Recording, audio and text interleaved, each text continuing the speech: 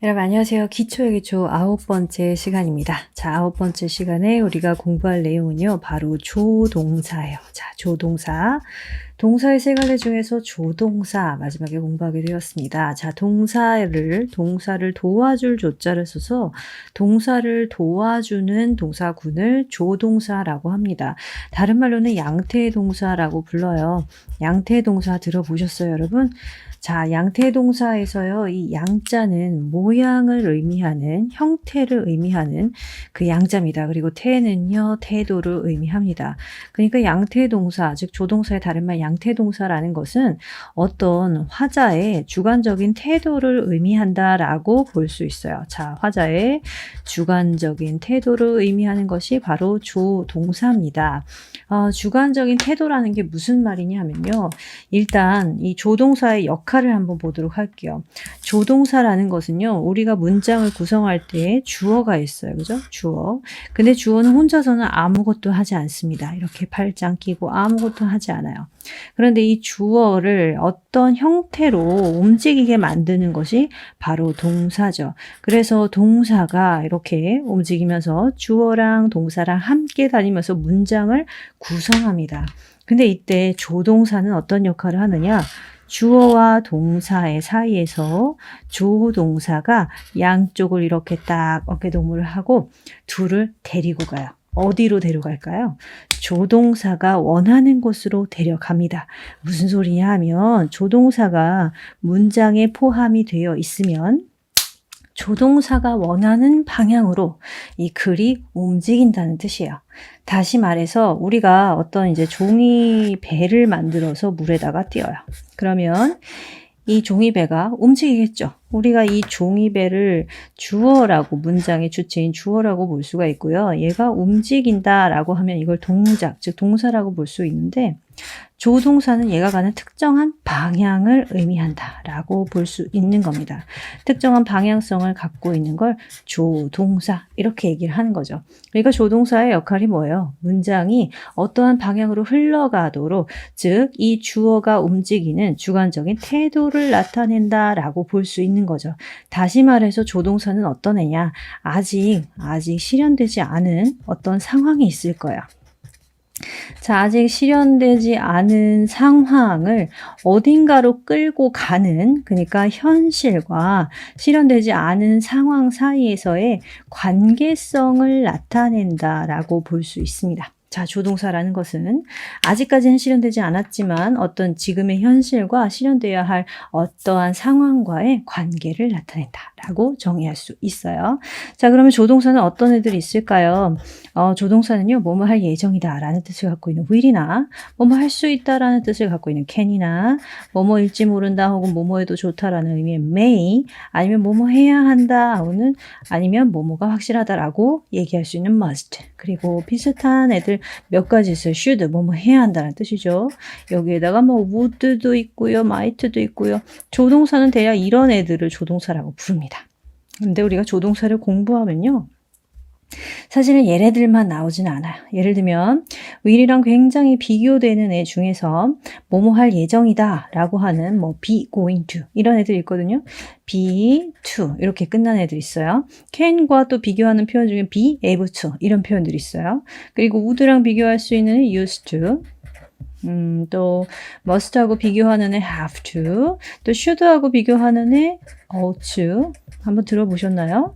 그리고 do라는 동사가 또 조동사의 의미를 갖고 있을 때가 있고요. there이나 아니면 need 뭐 이런 동사들도 조동사를 공부할 때 같이 보게 되실 거예요. 그런데 지금 제가 검정색으로 쓴 이 부분은요. 조동사의 범위에서 함께 공부는 합니다만 실제 의미를 엄격히 따지자면 조동사에 포함되지는 않고요. 준조동사 정도랄까요? 저는 준양태 이렇게 쓰겠습니다. 왜냐하면 양태동사, 즉 조동사라는 것은 화자의 주관적인 태도를 나타내는 모양이나 아니면 그 태도의 모습을 나타내는데요. 이걸 대체할 수 있는 가장 비슷한 표현을 찾아 놓은 것들을 준양태동사라고 해요. 다시 말해서 얘네들은 일반 동사입니다. 원래 일반 동사인데 지난 시간에 일반 동사 배웠죠? 이 일반 동사를 조동사처럼 사용을 하는 경우를 말해요. 자, 그러면 우리가 얘기를 하는 원래대로 이야기를 하자면 조동사는 지금 제가 주황색으로 쓴 이 정도를 조동사라고 볼 수 있는 거죠. 그렇다면 조동사는 어떤 특징을 갖고 있을까요? 자, 이런 애들의 특징이 있습니다. 조동사의 특징 여기다가 정리를 해볼게요. 자, 조동사는 어떤 특징을 갖고 있을까요? 공통적으로 가지고 있는 특징 중에 첫 번째, 자, 지금 얘가 지금 어디 있어요? 위치를 보세요. 주어와 동사 사이에 들어가 있죠?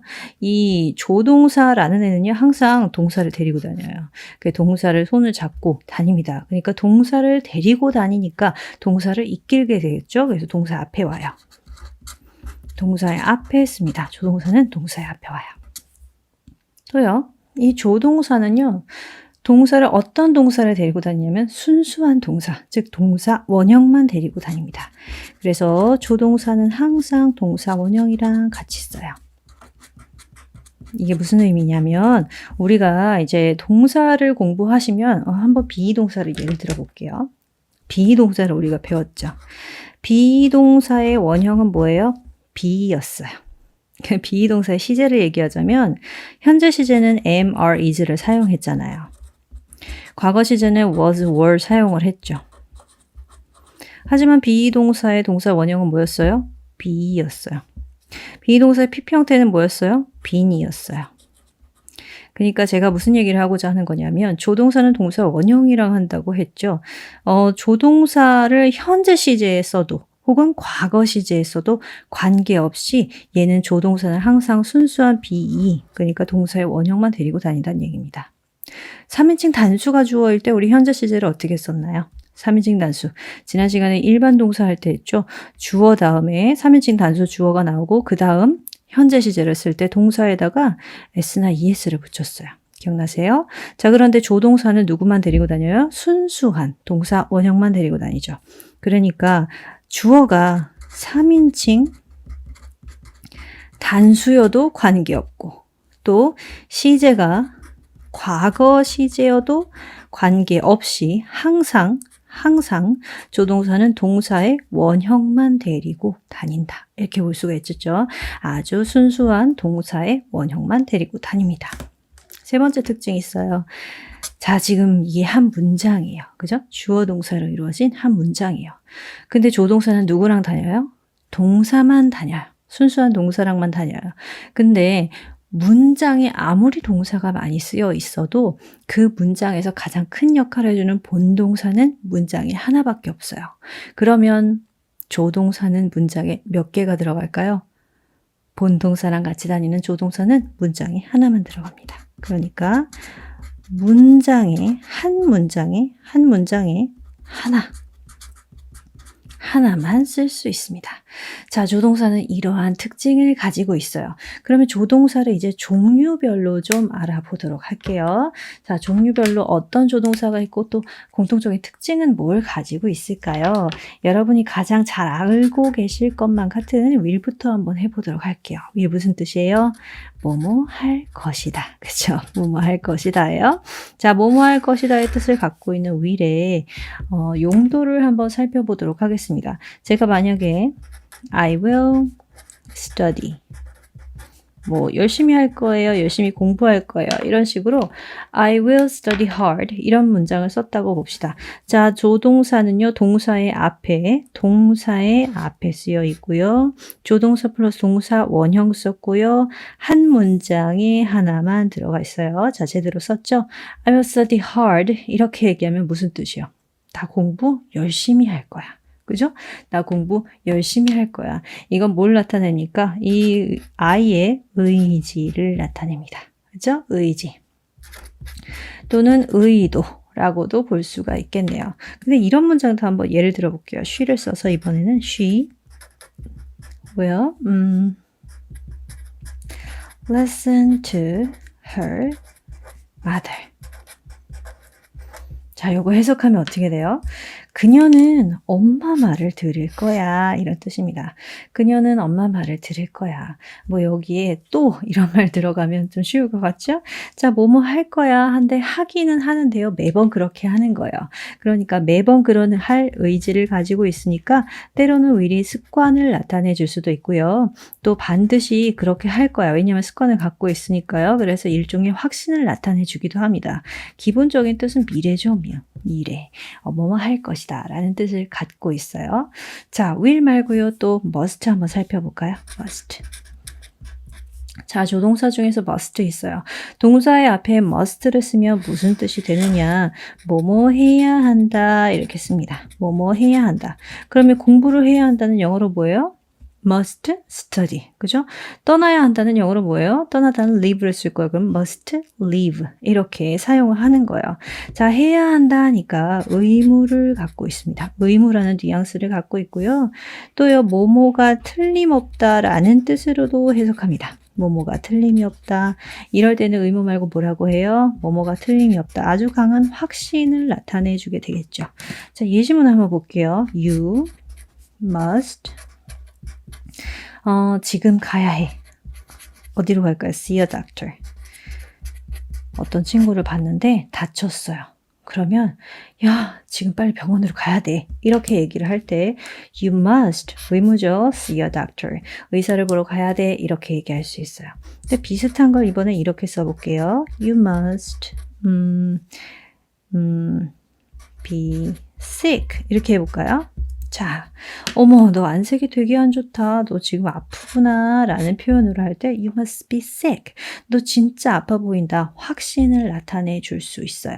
그래서 의무나 확신을 나타내는 must 하면 이 문장의 방향이 의무나 확신으로 간다는 걸 알려줄 수가 있는 거죠. 자, 또 볼까요? must 말고요. 해야 한다라는 뜻을 갖고 있는 애부터 봅시다. should라는 애가 있어요. should. 자, should는요. 해야 한다예요. 해야 한다. must랑 똑같다. 그렇죠? 해야 한다. 그리고 뭐뭐 하는 게 당연하다. 이런 뜻을 갖고 있어요. 당연하다. 그러면 should가 갖고 있는 뉘앙스는 어떤 것이냐? 해야 한다라는 말이니까 의무성을 갖고 있고요. 뭐뭐 하는 게 당연하다니까 뭐 당연성 이렇게 볼까요? 의무나 당연함을 나타내 주는 게 바로 should입니다. 예를 들어서 이런 거죠. You 돈을 내야 한다. You should pay. 봅시다. 뭘 썼으면 혹은 샀으면 돈을 내야죠. 그쵸? 당연한 거죠. 이럴 때 똑같이 해야 한다라고 해석을 하는데 should도 있고 must도 있어요. 두 가지 어떻게 구분을 할까요? 사실 한국말로 해석만 하면 구분이 잘 안 돼요. 근데 두 개의 차이는 분명히 있습니다. 무슨 차이냐 하면 must의 경우에 자, 요거 처음 들으시는 분들은 꼭 다시 적어 놓으세요. 개인이나 사회에서 어떤 이 화자에 대해서 혹은 이 문장의 주체에 대해서 강요를 하거나 압박을 하는 상황인 거예요. 개인이나 사회가 어떤 행동을 하도록 어떤 동사를 하도록 강요나 압박하는 상황에서 이렇게 사용을 합니다. 그러니까 you must see a doctor 이라고 했을 때 해야 한다라는 뜻이지만 이건 또 무슨 의미냐면 너 지금 병원에 가. 의사한테 가. 이렇게 시키는 말일 확률이 굉장히 높아지는 거죠.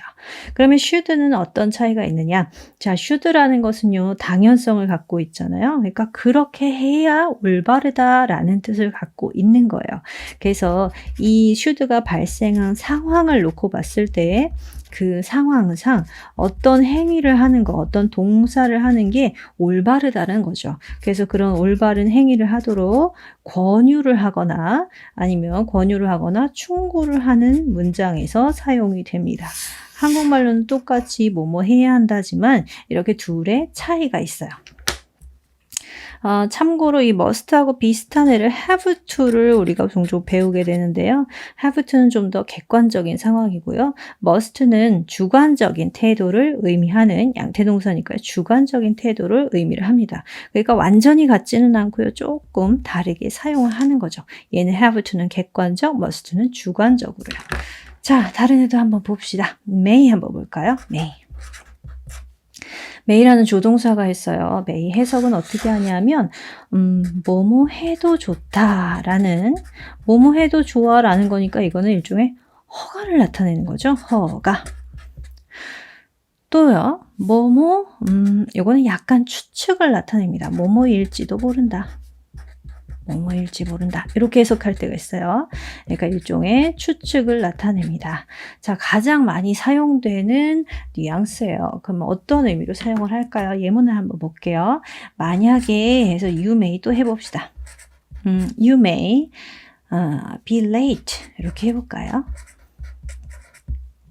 You may be late. 뭐라고 해석할 거예요?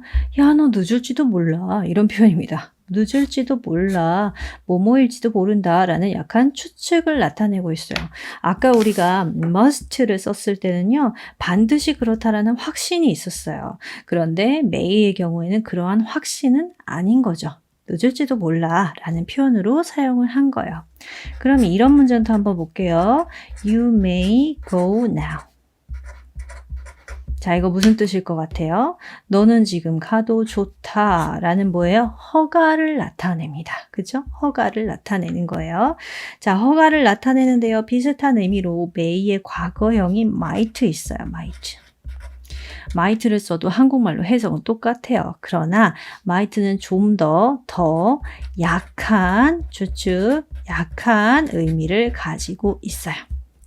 나머지는 똑같아요. 더 약하다라는 거 기억하시면 됩니다. 자, 그러면 대표 조동사 중에 can도 한번 살펴보죠. can은 무슨 뜻이에요? can 모르시는 분 거의 없던데요.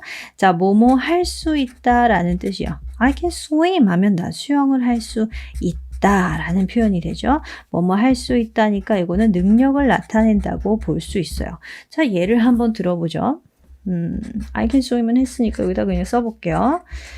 자, 저는요, 수영을 할 수 있어요. 라고 했을 때 조동사 can을 사용을 하면 그 사람이 할 수 있다는 능력을 나타내 준다. 고 볼 수 있습니다. 또 이런 문장도 있어요. You can go now. 자, 이건 무슨 뜻이에요? 넌 지금 갈 수 있다. 너 지금 갈 수 있다. 능력이겠어요?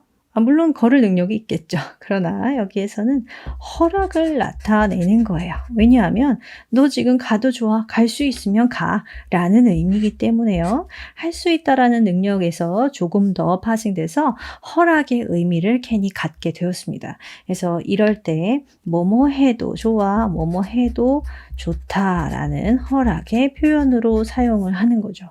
그리고 하나 더 있어요. 자, 이런 문장 한번 보세요. 여전히 할 수 있다라고 해석을 하셔도 됩니다. It can be true. 자, 뭐라고 해석할까요? It can be true. 이럴 때는 그것이 사실일 수 있어. 사실일 수도 있다라는 건 다른 말로 하면 가능성을 의미하게 되겠죠. 뭐뭐 할 수 있다. 그럴 수 있어. 라는 가능을 나타냅니다. 뭐뭐일 수도 있다. 자, 이렇게 한번 해석을 해볼게요. can은 이렇게 사용할 수 있습니다. 특히나 여기에다가 이제 조동사의 또 다른 특징을 조금 더 알려드리면 조동사의 부정을 나타낼 때요. 부정어 not의 위치는 어디로 들어가느냐? 바로 조동사와 동사의 사이에 not을 쓰시는 거예요. 그러니까 요거 한번 뭐뭐일 수도 있다라는 가능성에 완전 차단하는 말로 바꿔볼게요. 예를 들면 어떻게 할 거냐 하면 다른 말은 똑같죠 뭐. 근데 이 조동사와 동사의 원형 사이에 not을 쓰는 거예요. 그래서 it cannot be true. 이렇게 쓰면 뭐라고 해석할까요? 뭐뭐일 수도 있다의 반대말 그럴 수 없다. 그죠? 그럴 수 없다. 그래서 아주 강한 부정이 돼요. 그럴 수가 없어. 이렇게 얘기하는 강한 부정을 나타낼 때 이렇게 cannot을 사용할 수 있어요. 물론 할 수 없다라는 표현인데요. 이게 가능성을 나타낼 때는 이렇게 강한 부정으로 사용이 될 수가 있어요. 그럼 여기서 한 가지 의문이 들어요. You may go now 하고 you can go now 하고 지금 보시면 한국말 해석은 똑같아요. 가도 돼. 라는 허락입니다. 그죠? 용법도 똑같아요. 허가, 허락. 아주 비슷합니다. 그럼 둘은 어떤 차이점을 갖고 있을까요? 자, 우리가 메일을 공부할 때는요, 공적인 상황에서 많이 사용을 해요. 공적인 상황이니까 이 행동을 하게끔 하는 이 조동사의 위치가 외적인 요인에 있다라고 보는 거예요. 외적인 요인이라는 건 무슨 소리냐? 다시 말해서 허락을 하려면 남의 허락이 필요하다는 거죠. 이렇게요. 그러면 can에 대해서 허락은 어떤 의미일까요? 당연히 내적 요인이 될 거예요. 내적 요인이라는 건 무슨 의미냐? 일단 외적인 요인인 것은 오케이 됐어요. 다시 말해서 여건은 오케이 되어 있어요. 자, 해도 돼요. 그러면 이제 뭐만 남았어요? 나의 선택만 나는 겁니다. 선택이 남았어요. 자, 그러니까 선택형 문제일 때는 can을 사용한다는 거예요. 요즘에 후변구역 거의 없죠. 그러니까 어떤 사람이 이렇게 물어봅니다. 옆 사람한테 Can I smoke here? 이렇게 물어보는 경우가 있어요. 아니면 또 어떤 사람은 와서 may로 물어봐요. 똑같이 May I smoke here? 자, 둘 중에 뭐가 맞는 말일까요? 한 사람은 can으로 물어봤어요. 그리고 한 사람은 may로 물어봤어요. 분명히 뉘앙스의 차이는 있을 거예요. 그렇죠? 자, 한번 차이 살펴볼게요. may는 어떤 요인이에요? 외적인 요인. 그러니까 남의 허락이 필요한 구간이에요. 그렇다면 이 may는 상대의 허락을 구하는 표현입니다. 왜냐? 외적 요인이니까요. 그런데 can 같은 경우는 내적 요인입니다. 그러니까 무슨 문제예요? 선택의 문제입니다. 다시 말해서 어떤 구역에 와서 이 구역이 흡연을 할 수 있는 곳인지, 그리고 내가 여기서 담배를 피워도 되는지 상대방에게 물어보는 거예요.